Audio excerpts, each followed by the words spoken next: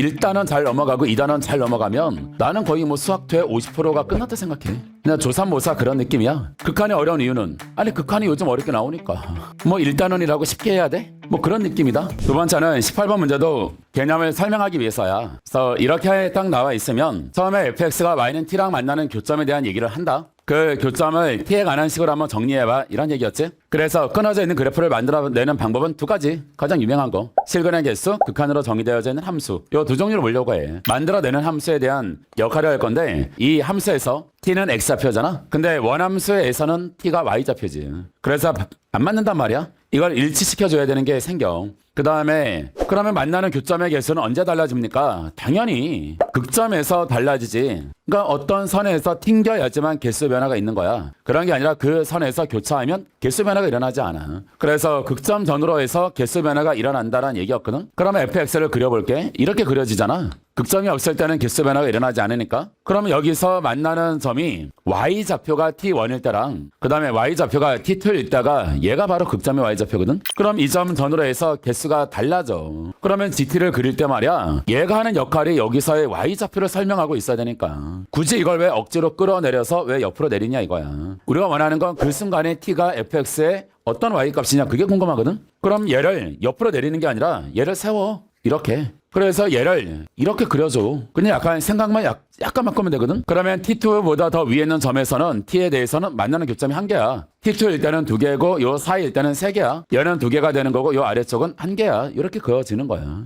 그러면 어디서 끊어질까? 그 순간의 y값이 뭘까? 이게 일치해 버리는 거지. 그 다음에 자 두 번째는 fx랑 fs랑 같아지는 실근을 구해봐라 이 말인데 여기 나와 있는 얘 있잖아. 얘가 x의 관점에서는 상수고 y좌표를 말하는 거겠지. 그런데 우리가 궁금한 건 얘는 원래 나와 있는 저 fx의 x좌표를 말하는 거거든. 그래서 s축을 그냥 x좌표랑 편하게 그려주면 되지. 평행하게.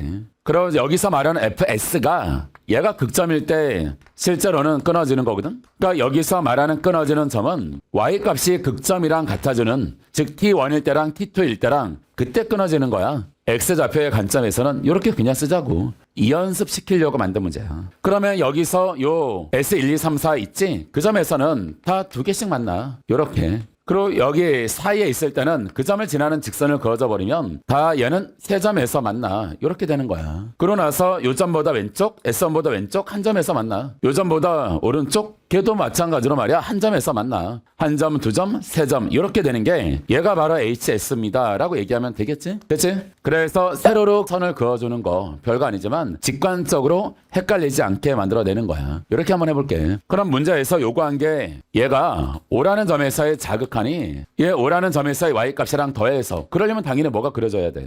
더 새롭게 정의된 함수를 그릴 수 있어야지. 그렇지? 그래서 얘가 더해봤더니 합이 5가 된다는 말은 뭘까? 만약 연속이었으면 같은 거 두 개 더하는 거거든? 그럼 2 곱해야지? 그래서 짝수여야 돼. 짝수가 아니네? 그럼 끊어져 있지. 그런데 끊어져 있었는데 얘가 될까 얘가 될까? y값은 2였기 때문에 자극한이 3이어야 되거든. 그러니까 얘가 5가 되면 돼. 이런 식. 그 다음 아래쪽에 나와 있는 걸 보면 얘는 처음에 5의 자극한하고 5의 우극한하고 그리고 나서 얘가 마이너스 3의 자극한하고 마이너스 3의 우극한하고 얘네 둘이 곱해져 봤더니 3이어야 된다. 이렇게 얘기했다. 그럼 만약에 여기서 왔더니 자극한하고 우극한하고 같다. 그럼 얘가 제곱수가 나와야지. 좌우극한이 같으면 제곱수여야 되는데 제곱수가 아니야. 그 말은 끊어져 있어. 다른 거야. 그래서 좌우극한이 다른 점을 봤더니 얘와 얘밖에 없어 이거야. 그래서 관찰해 봤더니 말이야. 둘 다 3, 3 맞네. 그래서 S1의 좌표가 하나는 마이너스 3이고 그 다음에 요 점의 좌표가 5가 되지 않을까 이거지.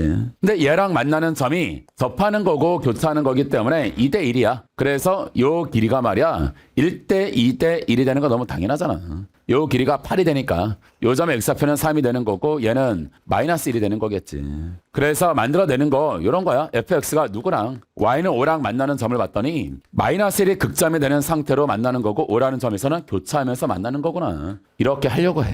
그치? 그래서 1단원 잘 넘어가고 2단원 잘 넘어가면 나는 거의 뭐 수학퇴 50%가 끝났다 생각해. 그냥 조삼모사 그런 느낌이야. 극한이 어려운 이유는 아니 극한이 요즘 어렵게 나오니까 뭐 1단원이라고 쉽게 해야 돼? 뭐 그런 느낌이다. 그러고 나서 관점을 바꾸는 거와 동시에 1단원 자체가 오는 약간의 임팩트. 그 두 개 다 연습을 해. 어려우면 두 번씩 보고 이렇게 하면 되지.